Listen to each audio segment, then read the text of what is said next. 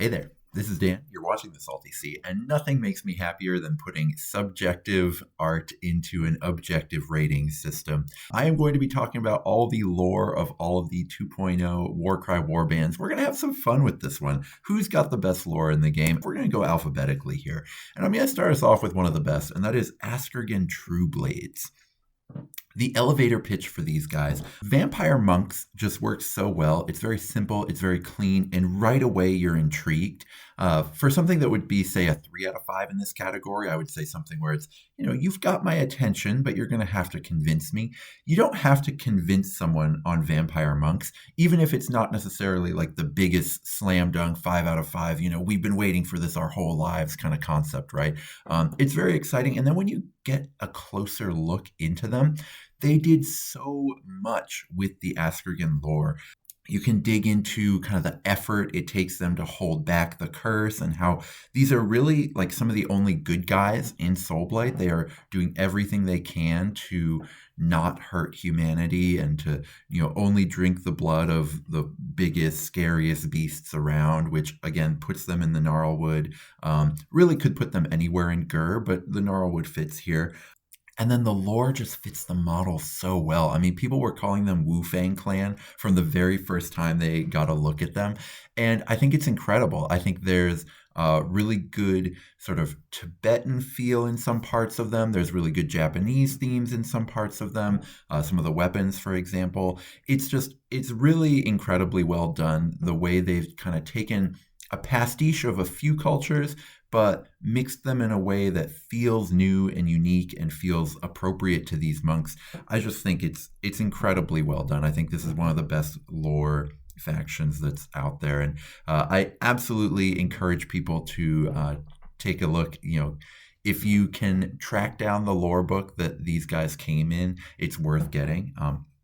That's where I did most of the research for this video, was in these lore books. I gotta do a shout out to Jake, also known as Togetic, on the Discord for supplying me with the 3 books that I don't have physically in person. That was really helpful, so thank you so much. I also want to say, for Gnarlwood theme, we could have gone higher than 3 out of 5 here. I just wanted to notice that Askurgan Trueblades really could be anywhere in Gur, because they just need to be drinking the blood of beasts. Gnarlwood works perfectly, but they don't really care about the Realm Shaper engine, stuff like that. They just want the tastiest beasts around, and, preferably beasts that are hurting people. So that is kind of happening in the Gnarlwood, and so they are kind of the good guys there, saving people by eating all the beasts. Let's get into Chaos Legionnaires now. And the elevator pitch is okay for these. Bellicor's Chaos Warriors. It's not something where you're, changing the channel right away when you hear that. But when you get a closer look at them, they're a little bit silly. And these guys do suffer from not having their own book, right? I mean, the 4 pages or so of just specific fluff that you get in these books really does help flesh you out. And these guys don't have that. But the concept is a little silly. So they are double agents who pose in Archaon's armies and sow discord. And that is a cool concept in and of itself, but it does not make any sense to me when you dig in. I mean, especially when you look at kind of how the lore fits on the models and how these guys are very demon themed. They're demon themed mortals. And they, the design team talks about how they kind of put in the extra demon flair to show you, these are chaos undivided, but they are certainly not interested in the mortal side of it. They are very much interested in following Bellicorps and following all of the demons that are in chaos. And that fits okay, but I'm sorry, like the people would notice, right? If you just had one, cadre of fighters who are just grumbling constantly in Archaon's armies, I'm sorry, but people would notice. So you would need to have like a more chameleonic force, a more, straight down the middle chaos warrior force for that to work, and it just doesn't necessarily work for me here, although the models are great.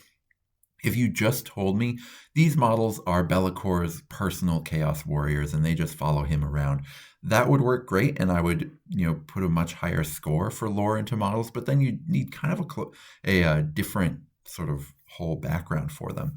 And when you get to them in the Gnarlwood, it's very silly. And I couldn't decide whether I wanted to give this a 1 or a full 5 because it's wild. They are here because they follow first edition bespoke warbands around, whispering to them about how Archaon sucks. That is actually their thing. That is why they are in the Gnarlwood. I can't think of anything sillier, so I'm giving it a 5. It's I don't know what to do with them. They're incredibly silly. They are very cool. They are certainly the premier meme team in the setting for a reason. Let's get to the Claws of Karanak. And when you tell me we're bringing you Khorne dog people, there's nothing better that Khorne could be doing. And, the way it kind of manifests on the models, like, it just feels like this is what should have been the backbone of Khorne all along. That massive first edition release with Khorne, it just should have been these guys. They're just really incredible that way. Unfortunately, when you actually read the lore of them, they're one of the ones that really shouldn't have had a full 4 pages because you can't do it in 4 pages. I think Khorne sells well at novel length. For example, the God Eater's Son novel has, the main love interest of the main character is a Khorne blood warrior, and you would think that wouldn't work, but actually the novel does an incredible job talking about how, these mortal, even the super blessed followers of Khorne, I mean, she goes from being a blood warrior to eventually a wrathmonger to, something even more powerful than that. And she has all these blessings of Khorne, is fully devoted to Khorne, but is a person and has her own emotions and her own, motivations and all of that. And it works really well at novel length. Khorne characters can work really well. And at sentence length, it works well too. Like, these are just the most bloodthirsty dog blood lover bloods of all time. But when you go from sentence to like paragraphs or just a page, it doesn't translate at all. And it just, like, reading the Khorne battle tome, I have a Khorne battle tome, and it is the worst. It doesn't work at all. So they need to figure out at some point what Khorne's thing is going to be. Or maybe they don't need to figure it out. Maybe they just love Khorne as it is. And maybe just it's not for me, other than just like the one sentence stuff, and then like when you really, really dig deep. But the battle tome level lore, and that's essentially what we get with these Warcry books, is, it's 4 pages to tell us the story of a warband, really. And that's tough for anything Khorne. So I would say the Claws of Karanak kind of get a 1 there. But the models are incredible, and they fit, they are dog enthusiast Khorne. Like, there's nothing else you can say there, right? They fit the Gnarlwood okay. They could really be anywhere in Gur, really anywhere at all, because Khorne dogs go everywhere. But the Gnarlwood fits, and it's a perfect place for like a pack of wolves and stuff. So they fit all right. Overall, I really like them. I think they're good. They just have that issue of, there's no there unless you were to kind of write a whole book about them and their stuff. There's just no personality going on. Let's get to the Horns of Hashut. Speaking of having personality struggles, I think the reason why it took the community so long to figure out that Horns of Hashut were like one of the strongest factions in the game was because everyone hated them when they came out. The elevator pitch, human followers of a dwarf god, just doesn't do anything for anyone. The closer look, when you read their lore in their book, is just like destroy, they destroy things. Sometimes they destroy things using firing machines, but that's it. All they do is destroy. There's no culture there. There's no like opinions. There's no kind of human emotion or anything. Like, it's very weak lore. And it doesn't really translate to the models either.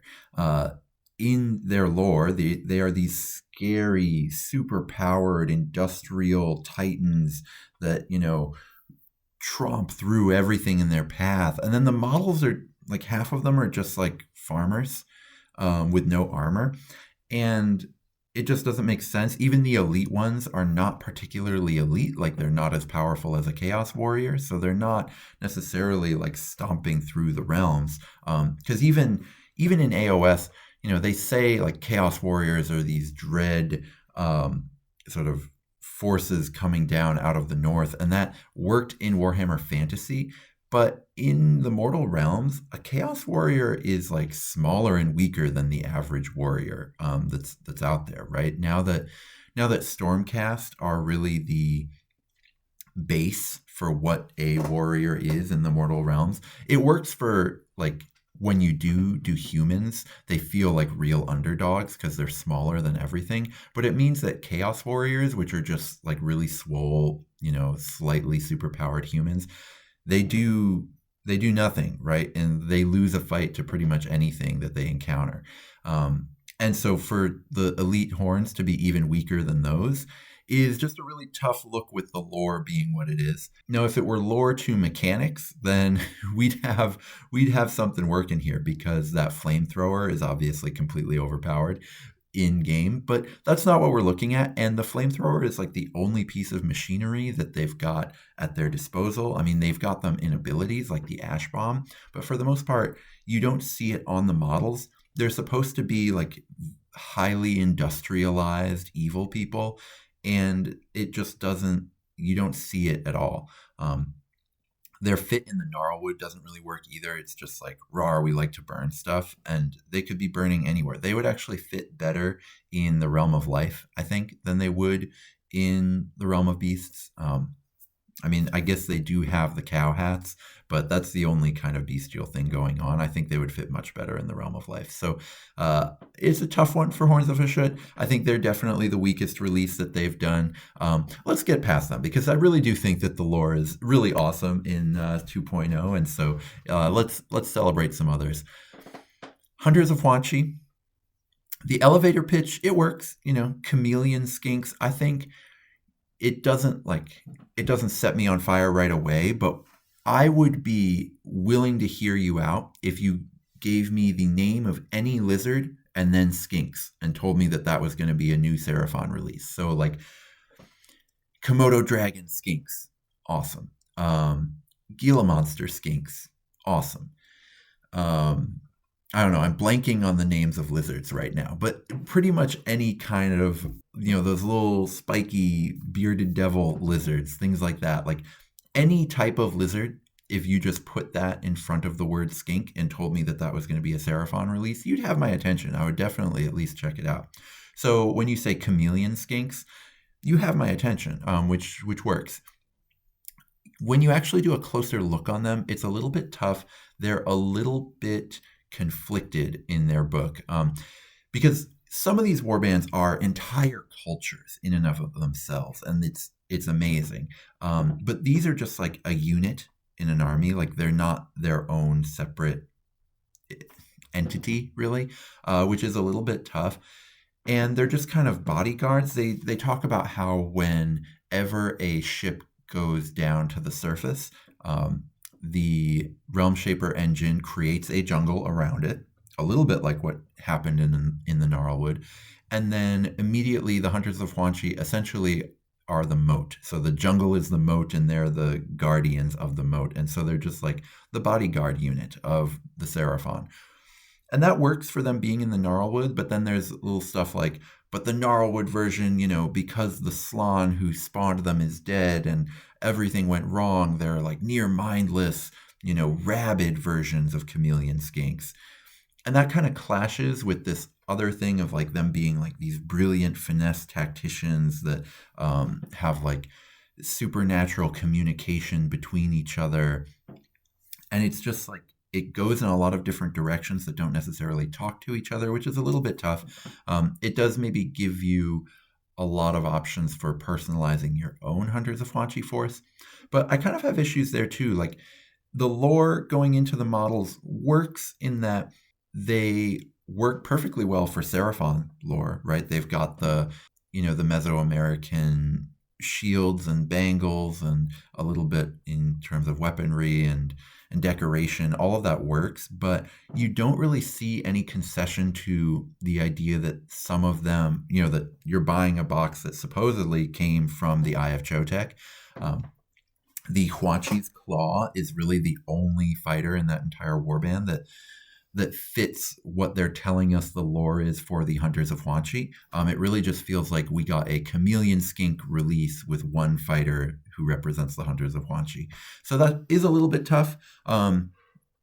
Just in general, they're just a little bit more generic than I would have liked them to be, but they do fit the Gnarlwood in that the entire setting only works because we got a Seraphon warband.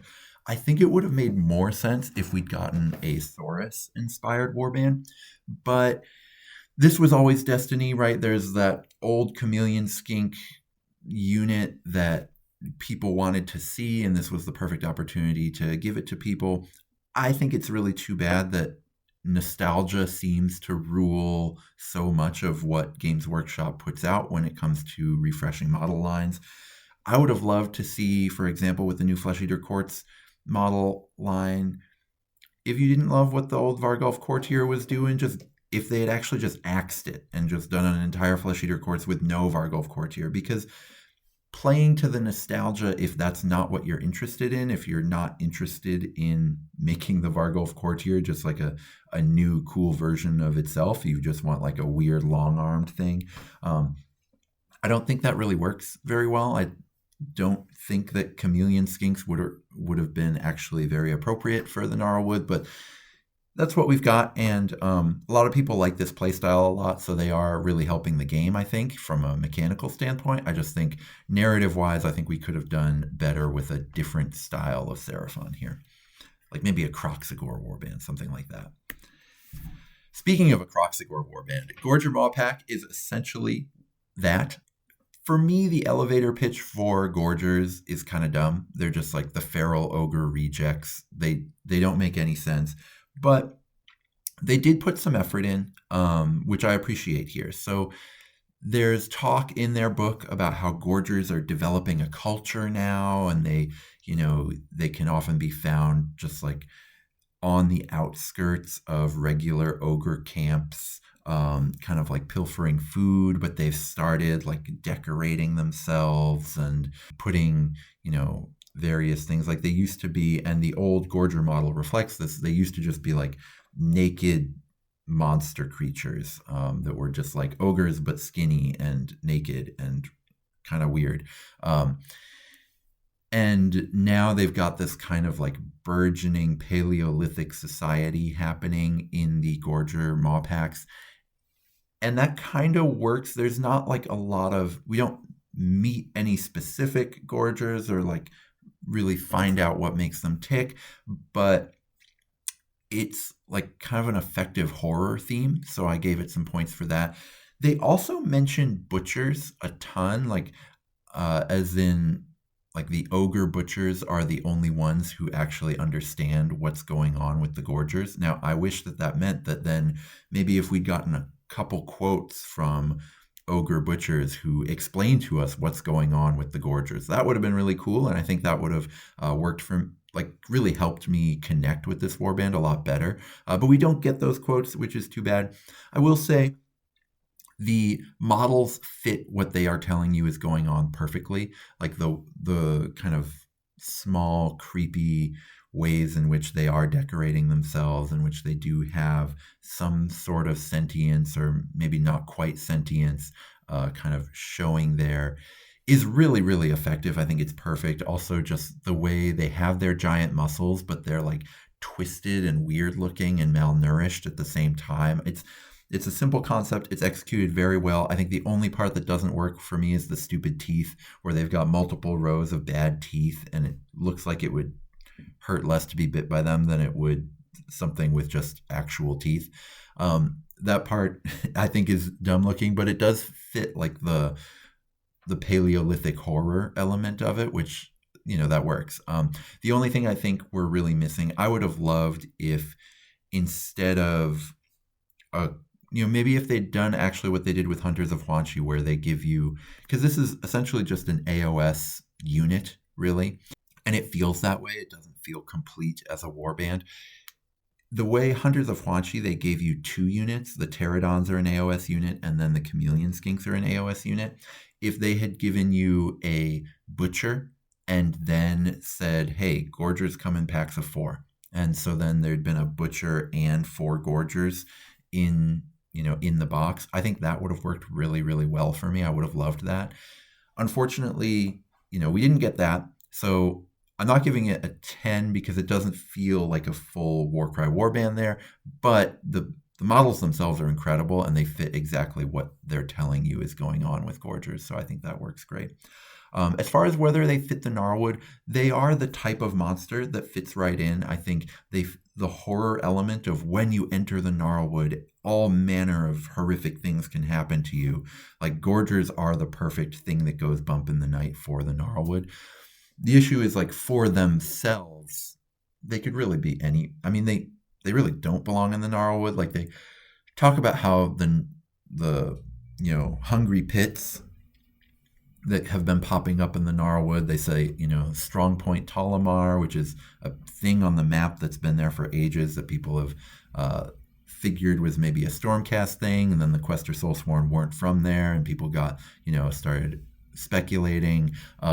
Turns out Strong Point Tolamar is just supposed to be kind of a glass castle that exists, and then maw pits destroy it, and Gorgers come and destroy it. So there's kind of some lore there that puts them there, but really Gorgers don't feel necessary to go to the Gnarlwood. Their whole lore is that they hang around on the outskirts of regular ogre settlements. So that part is a little bit tough, but overall, like they fit the vibe so well that I think it's a great fit. Let's go to Jade Obelisk, who I think is one of the best. The elevator pitch, I think, is the one thing that really holds Jade Obelisk back. When you say these are Tzeentch statue smashers, people don't, I think, have any kind of allegiance to the idea of statue smashing in general. There's very little kind of ideas about it. And so I think it's something where you really have to earn people's trust. They aren't quite tuning out yet, but they aren't like extra interested at all. Luckily, they put more effort into creating a real culture here than I think I've ever seen them do. They created an entire, nation that blended, certain European monastic themes with certain, Mesoamerican themes, and was very focused on like arts and sculpture. And then they talk about like in the Age of Chaos, it being beset by various, incursions of chaos demons and how they fought and how they, eventually were going to be overrun and turned to, some shady sources for help. And those sources essentially you see turn out to be Tzeentch, and, bless them with the strength to fight off their conquerors. And so they win. But they are, cursed with this horrible stone curse, really. Just that is, their bodies are turning to stone slowly, but they are extra, extra strong. And it kind of fits where the ones that are supposedly turning to stone the most, they're a little bit slower, but they do a ton of damage. So, I mean, that's more lore to mechanics than lore to models, but it works really well.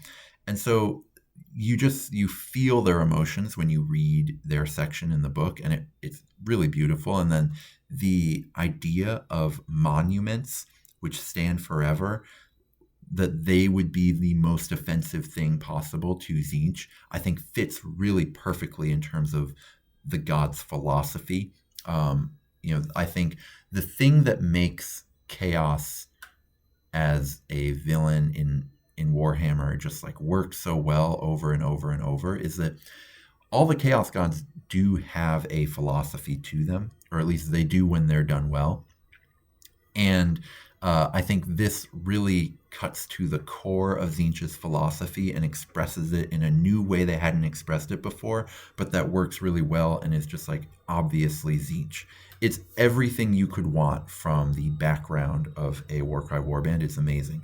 And I think it fits on the models pretty well. They get the stone masks, they get the stone weapons, they brought their own monument, which is cool. It's sort of a whole religious cult in a box, which I really like. The only thing that I kind of wish we'd seen, The Desecrators are supposedly the ones that are closest to turning to stone, but there's nothing like stone-like about their skin or their bodies. And I think it would have been cool if we'd gotten just one fighter who's like a little more stone-like than the others. We get, I think, 3 Desecrators and 4 Defacers. Uh, Maybe we could have dropped the points on those unplayable Defacers to make one of the 3 Desecrators like special and more stony and maybe worth 20 more points, but having some other abilities or other power somewhere in there. That's kind of just a nitpick, though. Overall, I just think these are put together excellently, and I just love everything going on here. They fit pretty well in the Gnarlwood. Those Seraphon statues are just kind of asking to get smashed down. The only thing, they could be anywhere smashing statues, and the story about like why they traveled so far to the Gnarlwood is kind of odd. But obviously we hear that a Seraphon temple ship is here. People who bust up temples fit perfectly to be here. So I think overall, as an entire package, I think Jade Obelisk are really incredible, and I think so far the Askurgan Trueblades I think are the only warband that's really been done better. And the only thing there is that just the elevator pitch, I think, really holds Jade Obelisk back. I think people hear, oh, these are the Tzeentch Statue Smasher team, and they don't really get excited about them. It's not until you kind of really dive in that you actually find out what's incredible about the Jade Obelisk. And so I think that's the one thing that holds them back, that doesn't hold the Trueblades back. But overall, otherwise, I think they're amazing. Now let's get to the MonstaKillaz. And they're pretty solid. I think the elevator pitch of Monster Hunter Orcs, I think, just fits perfectly. It's exactly the kind of thing that Orcs would be doing. When you get a closer look on them, it's a little bit too bad. I would have liked to see kind of some separate other culture going on with these guys instead. And they suffer from not having one of these books. I wish we'd gotten a little book of, maybe Kruleboyz versus Vulkyn Flameseekers, because they're both egg enthusiasts, something like that. But we didn't get a book for them, which I think they suffer from. So from the little bit of materials we do have on them, they're essentially just like an extension of the regular Kruleboyz army. They just exist to catch sweet beasts for the Kruleboyz. From a logistical standpoint, it makes a lot of sense, but they don't really have any added personality or different culture than the rest of Kruleboyz. The only reason I'm giving them kind of any points at all is it does at least flesh out what's going on with that army. Like, obviously, they have all these incredible beasts in Kruleboyz. They've got to be getting them from somewhere, so this at least tells you where that is, but it doesn't really give them extra interesting things about them. Luckily, I think they do a really good job capturing what little lore there is in what you're seeing in the models, right? The Clutchagrat carrying an egg is perfect. I mean, that model has so much personality. I don't like the Beast Knob model, but he fits the lore perfectly, right? He's got all these trophies of various beasts that he's fought. He's got his own eggs there of beasts he's captured. They do say in their little blurbs online that they are smart enough not to go after alpha predators at their full power, so they usually go after young ones, which is why they have so many eggs on them. And so, the Beast Knob makes sense in the lore, even if I think as a sculpt, he's a bit of an issue. The monkeys are incredible. I think they fit perfectly. Like, of course, the beast snatchers, essentially the people catching all the beasts for the Kruleboyz, would have their own tame beasts with them. The Bala Boy doesn't make sense at first until it's like he's actually there to confuse all of the big critters to maybe draw them away from the nest so that then they can go steal the eggs, things like that. And in that way it works a lot better. The only thing is the neck slicers don't really have a lot of capturing energy to me. I mean, I guess you could say the club is for like trying to knock something out. The harpoon, maybe like you at least like get it and then you're holding on, but the ability on the harpoon is not very capture-y.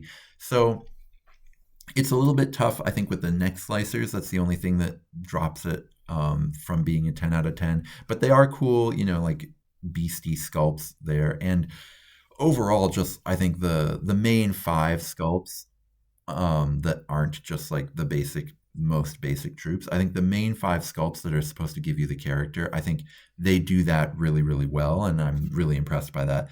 They also fit pretty well in the Gnarlwood. I mean, where else better to go poaching? I mean, you could argue that they should be anywhere in Gerb, but it all works. It makes sense in the Gnarlwood, and these monkeys are all on, or at least the one that is on a tree that fits in the Gnarlwood. So it all works really well. I think this is a really well put together warband, and I like them a lot. And I like kind of what you get with them, even though it is a little bit sad that they don't have their own background. Let's get to the Questor Soulsworn. They do a better job here of giving them background, but I think there is some stuff that doesn't necessarily hit. So the elevator pitch is sort of a band of questing knights. Whether this works for you or not depends probably on which fantasy stories you read when you were young. It certainly doesn't, I think, turn you off when you hear it. I think people kind of get what's going on with Questor Soulsworn, even though it's not like something they were waiting for their whole lives. When you do take a closer look, when you read the lore book for them, it's a little bit tough. So it's like an actual warband of Questor Soulsworn is just 5 questers, or like 6 questers. So it's like, do you like knight questers? Here's 5 of them plus a knight relictor because you wanted one. That's a little tough.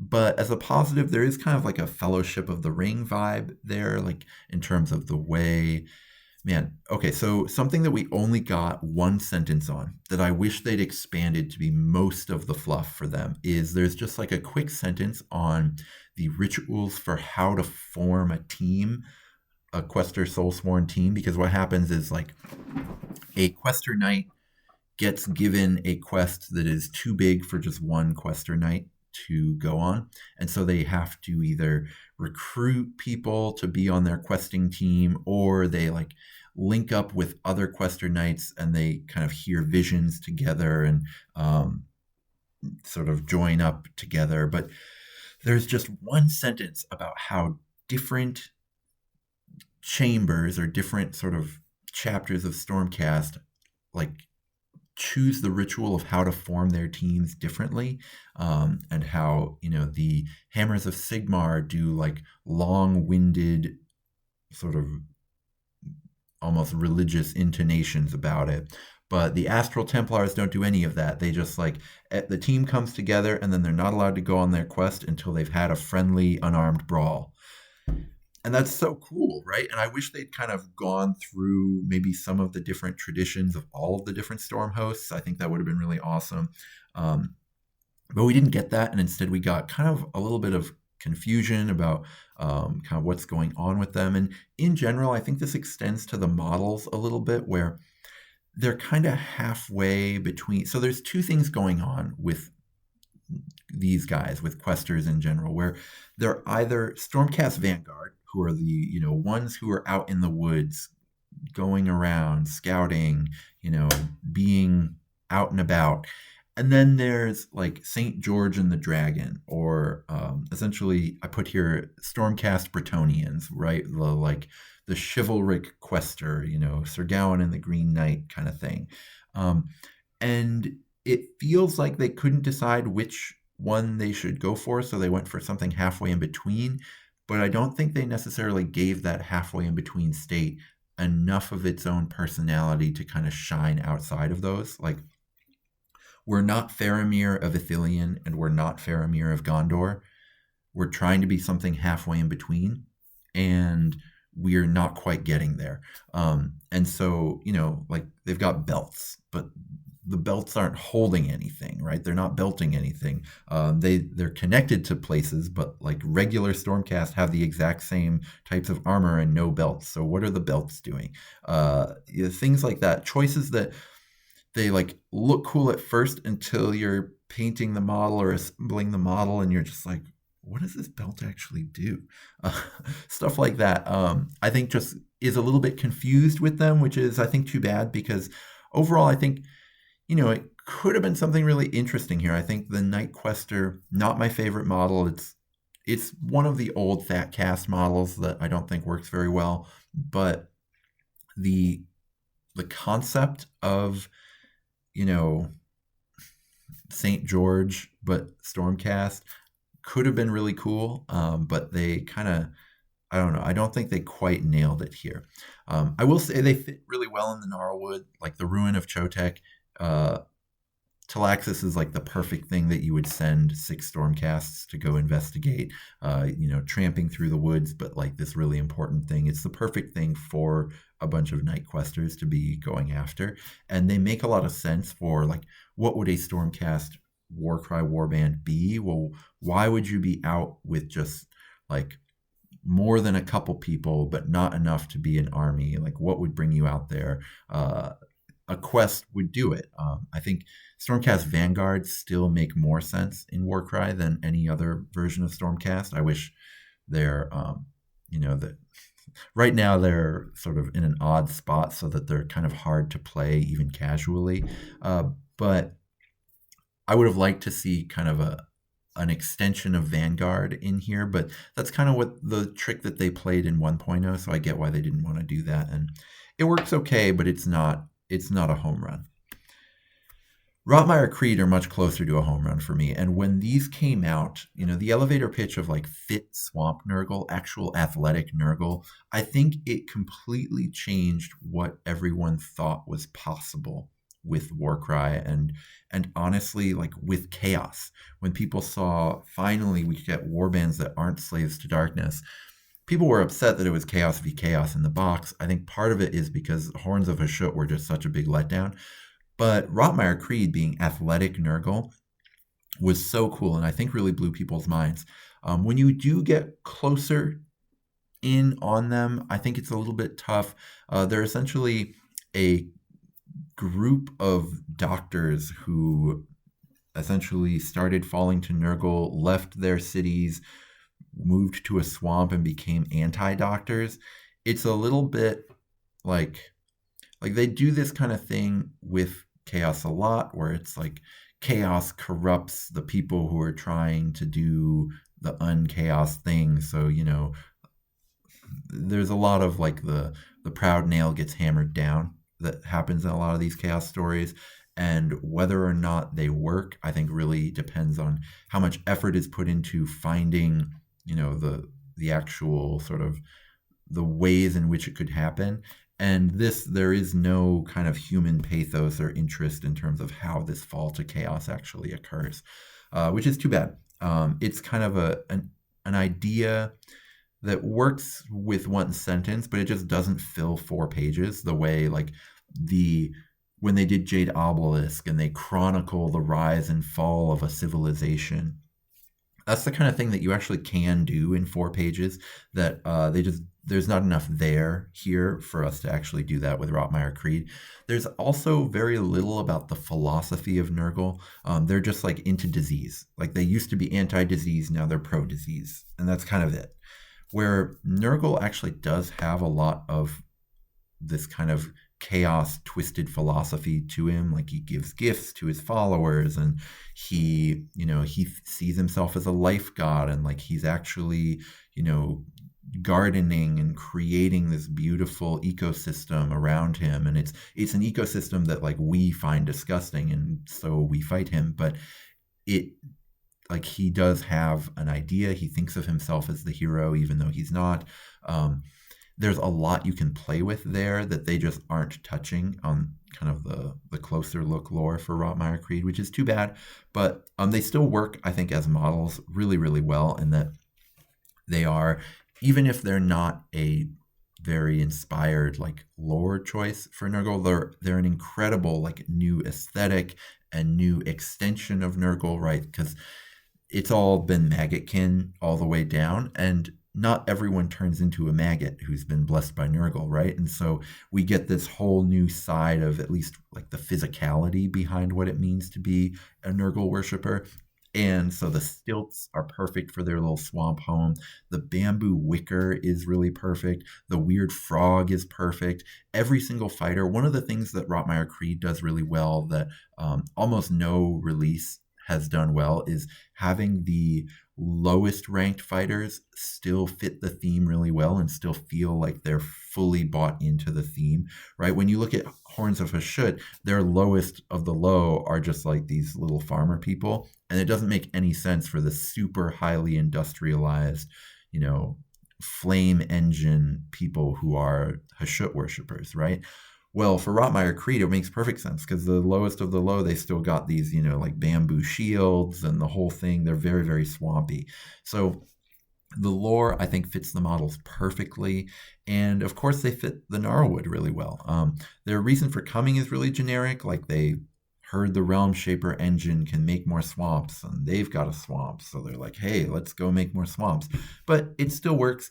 And there's some materials in their lore about how the Gnarlwood has kind of become a second home for them, and they've actually found that living there is very agreeable to their sensibilities. And so there's kind of like a new subculture of the Rotmire Creed growing up in the swamps of the Gnarlwood that is kind of an extension now of what their old home was. And that's kind of cool. It's like this almost like expanding empire. I wish they'd actually given us a little bit more of that, as far as like maybe coming to the Gnarlwood to make more swamps, but then actually like trip falling, finding a home here and kind of creating this twisted sort of extra expansion and becoming an empire. That would have been really cool. They don't actually go into that enough for me to kind of give them a lot of points for it, but it does work. And I think in general, Rotmire are a well put together faction, even though I think the kind of saga of falling to chaos needs a little bit more tuning with them. Now let's get to the Royal Beastflayers. The elevator pitch here is like Flesh Eater Court's Hunters, which is just fine. I think, honestly, they get a lot of points from just Flesh Eater Courts being great as far as lore goes, and maybe not necessarily themselves. They are a fancy medieval hunting party, like, nobilities would go on fox hunts and things like that. I think it works. It still, again, piggybacks off of just Flesh Eater Core's base lore being amazing, but that's okay. You can do that. Everything would have been pretty basic, and I would have given it fewer points, except they get into the legend of Baron Gizzard, which anytime you give me specific FEC people, all of a sudden, like, the whole lore around the delusion starts to feel real. And so Baron Gizzard is this guy who was not very popular among the FEC nobility until he, like, slew this, beautiful... It was like some sort of beautiful, majestic animal, but to them it was like a horrifying demon that was ravaging the countryside. And then he became very popular with Usharan, and then all of a sudden, royal Beastflayers started popping up everywhere of people wanting to go on noble hunts to be more like Baron Gizzard. And it just worked really, really well as soon as they brought a specific person in there. And I think in general that should be like a thing they do for a lot of factions, is to bring in a specific,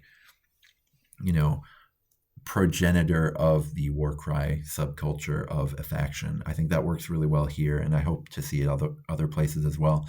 As far as how it fits on the models, I have a tough time separating the fact that I think these are incredible models with the fact that they aren't really doing anything.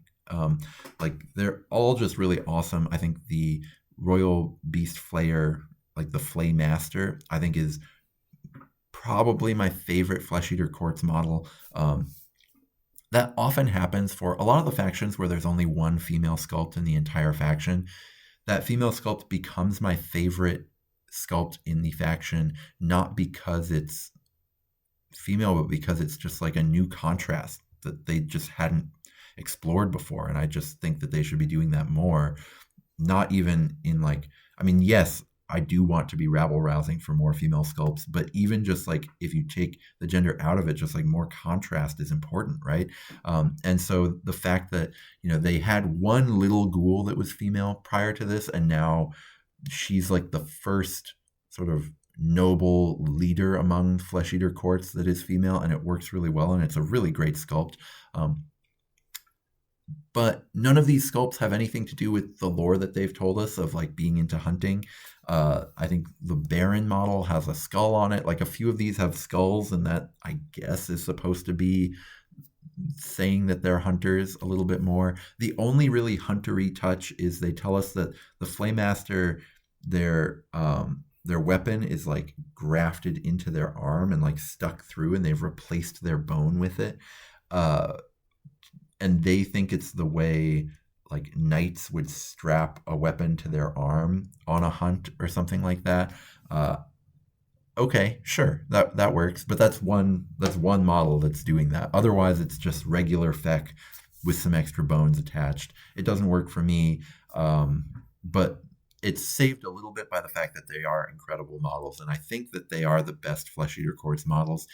Even now that I've seen the big Flesh Eater Courts release, maybe the Morbeg Knights are better than these, but that's it. I would say, in general, the Warcry Warband is better than Usharan.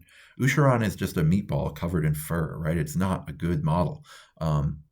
Whereas these guys are incredible. And, of course, the Morbeg Knights, I think, are incredible. So the models are great. They just don't fit the lore at all, but that's okay. They fit fine in the Gnarlwood. There's lots of beasts to hunt, but they don't fit especially well. You could really put them anywhere in Gur, so I'm giving a 3 out of 5 for all the factions where that's true. Overall, I think that the Beastflayers are great. They just kind of have just a weird thing with the models, but whatever. Vulkyn Flameseekers, I think, are amazing. The elevator pitch is just okay at first. I felt like, Magmadroth tamers. It's like, well, we already have Magmadroths that were running around and there were no tamers for them. Why do we need these? But I'm at least listening because Magmadroths are cool, right? And then when you get closer, it's incredible. They're like a subculture that completely recontextualizes the entire army, the way they make it so Lofnir Lodge. We start to understand the way in which they venerate Magmadroths, but the rest of the Fire Slayers do not, which makes Lofnir a little bit weird, and that they're actually like going around trying to find other Magmadroths and other relics of the battle between Grimnir and Volcatrix, and things that can, all the Fire Slayers are going around finding pieces of Grimnir that they can stamp into their bodies to make them more powerful. These are the only Fire Slayers that are also trying to find fragments of Volcatrix so that they can make Magmadroths more powerful. I think that's so cool.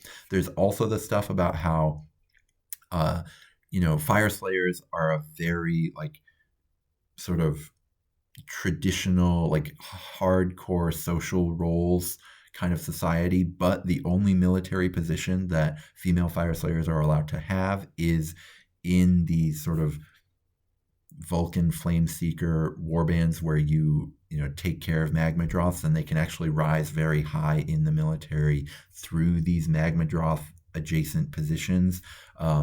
I think is really cool. There's just a lot going on with Flameseekers that I think is amazing. I'm not sure why I didn't give them a 10. Probably should have, but they're really excellent. I guess the only reason I didn't give them a 10 is they're not like a separate culture the way like Askurgan Trueblades are, or the way Jade Obelisk are. They are still just kind of a military wing of regular Fire Slayers, but done in such a way that it changes your understanding of what Fire Slayers are just by the fact that these now exist, which is really cool.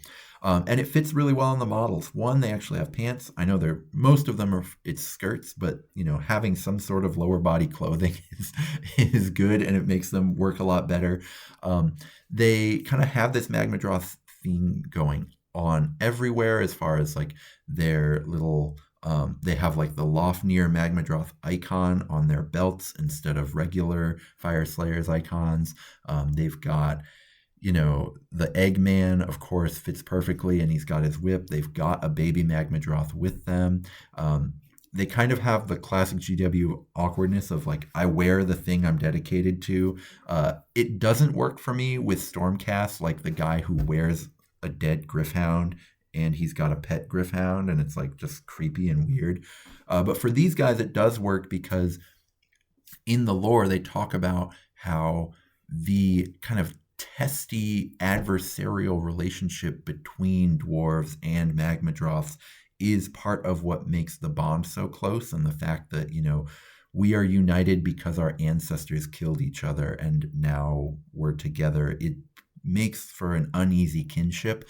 And so the fact that they wear pieces of Magmadroth that got out of line, like just kind of fits with how they do it. And so I think that kind of GW theming works a lot better here than it usually does, which I really like.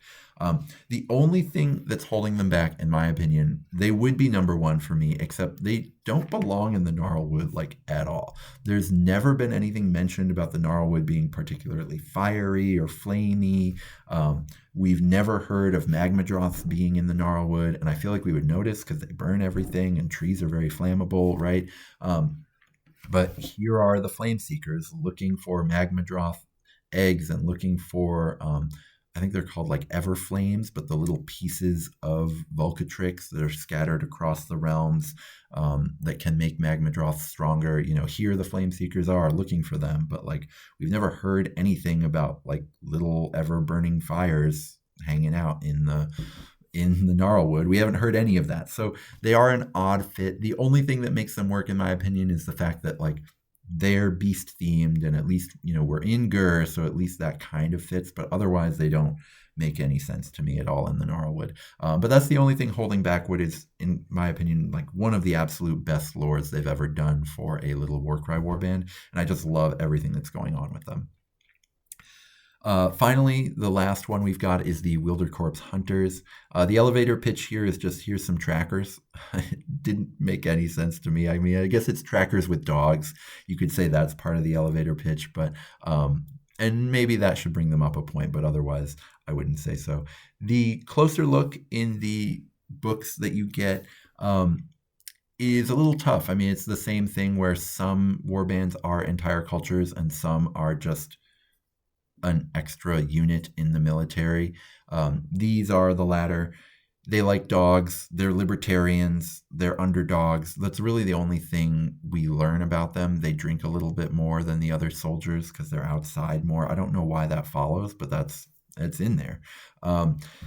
You just don't get a lot of personality off of them, or like anything really to like hang your hat on or get really into. I kind of wish there'd been more about their dogs in their lore. You know, maybe if they'd been like fully dog dedicated and we learned about like the various kennels that they're, you know, taking care of and the way they've bred their dogs to be like the ultimate like warhound, but also tracker companion. There's none of that. So you kind of have to make it all yourself. I guess the lore fits the models perfectly. There's a lot of peasanty brown cloaks. There's dogs. Honestly, I hate this warband. I gotta be honest. I do not like them. I did not enjoy reading about them. There is nothing interesting there. The only thing that kind of saves them is, like, yes, they are what the lore tells you they're going to be. They are some trackers with dogs, and you can see that.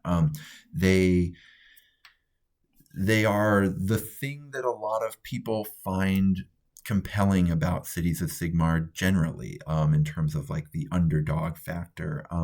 They are like, there are some incredibly unforgivably British things about Cities of Sigmar lore in general that these guys like embody to a T, which I don't like. And I love a lot of what's very British about Games Workshop's aesthetic, right? I mean, I've talked in a couple videos about how I think Skaven, no one could have come up with Skaven other than the British, in terms of like we have the classic fantasy mythos, but then when we add our horror element, it's like rats that you don't see them in their house, but they're there and they're bringing disease and they're killing your family and there's nothing you can do about it, even though you've never seen them. Like, the horror of that is so powerful and like deep, and it is very British, like it is, because that's literally a part of their like national history, and it's like incredibly well done and powerful. And I think there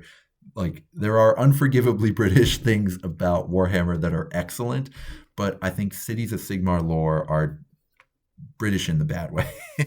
And I hope that my British viewers can hear that and maybe not be offended, because I don't mean it against you. I just mean it, you know, it's a little bit yikes on a lot of Cities of Sigmar stuff. Chaos Warriors, again, another British thing in Warhammer that is amazing, where it's like the horror of the fantasy world is these like armored evil Vikings coming down from the north, and I mean, maybe if you're Scandinavian, you're like, hey man, what the hell? But I think as like a horror trope to imagine what Vikings would have looked like to people about to be ransacked by them, I think Chaos Warriors are like spot on and perfect. So there's a lot about the setting, about the Britishness of the setting that I think really works for me. Cities of Sigmar do not, just in general. And also, the Wildercorps Hunters canonically just have nothing to do with the Gnarlwood. They are specifically the trackers that go ahead of Dawnbringer Crusades to kind of show them the path of least resistance by essentially going through all the paths of most resistance and figuring out which ones to take. And that makes no sense in the Gnarlwood because there isn't a Dawnbringer Crusade planning to go through there. So what are they doing? It does feel like they picked an AOS unit and just stuck it in a Warcry box. I just wish we'd gotten more about the dogs, really, because there's a bunch of dogs in the warband, and you would think that the lore would be all about them, but the lore just mentions like, oh yeah, and they usually bring a dog because, dogs. If we'd gotten more with the dogs, I think I would have been really into them, but we just didn't get any of that, and so they're terrible. Finally, the winners for me, the Askurgan Trueblades. I am a noted Soulblight Gravelords hater, so for me to rank the Soulblight Gravelords sub-faction here as number one should be a big sign for just how well done they are, how much, if you're into lore at all, getting the fluff book of Askurgan versus Khorne is a great choice. Second place for me is definitely Jade Obelisk. I think that kind of slightly Mesoamerican kind of fusion theme that they did for them is incredible. And then, of course, Rotmire Creed and Vulkyn Flameseekers, I think, are absolute home runs as well. There's a lot of really good lore here that is the reason why I wanted to do this video. I know I was critical of a lot of the factions. I think in general, they could do a much better job with all of these sub-factions that are an AOS unit dropped into Warcry. Of these top four, I think it should be very instructive that only one of them is an AOS unit dropped into Warcry, or like just an extension of the main army of an AOS faction. The other three, Jade Obelisk are a completely different entity within Tzeentch. Rotmire Creed are a different entity within Nurgle. Askurgan Trueblades are like completely separate from the rest of Soulblight Gravelords. And I think that's why they work so well. And if you are going to just drop AOS army units into Warcry like you do with the Vulkyn Flameseekers, I think you want it to be a piece of a sub-faction the way the Flameseekers are, or just like something that recontextualizes how we see the army. Because Vulkyn Flameseekers like have me interested in fire. I mean, the number of times while I was painting my Flameseekers, I was like, man, this would go so cool with this or that. And then I would look at Fire Slayers, and the rest of the Fire Slayer models kind of turned me off a little bit, and I ended up not buying more Fire Slayers, but I wanted to. I like looked multiple times at different things I could maybe do, and eventually decided against it. You could maybe sell me on an army that was like 3 or like a bunch of Flameseekers and then a bunch of Magmadroths, and that was it. Those were the only 2 units spammed across the army. Unfortunately, I don't think I'm interested in like jumping into that right now, but if I end up really liking what the Magmadroth and Flameseekers combo does in 4th edition, I might do that for AOS because I think that's so cool. So this has been my attempt at a non-competitive content video. I really do like every piece of Warcry enough that I want to continue to do the occasional video like this that's not purely competitive content. So if you enjoyed it, please press like on the video. Drop a comment about what your favorite lore snippets are for the Gnarlwood. If this becomes one of the more popular videos, I'll certainly do this for a retrospective on the 1st edition warbands, something like that, because I do enjoy this stuff. So until my next video, may all your rolls be crits.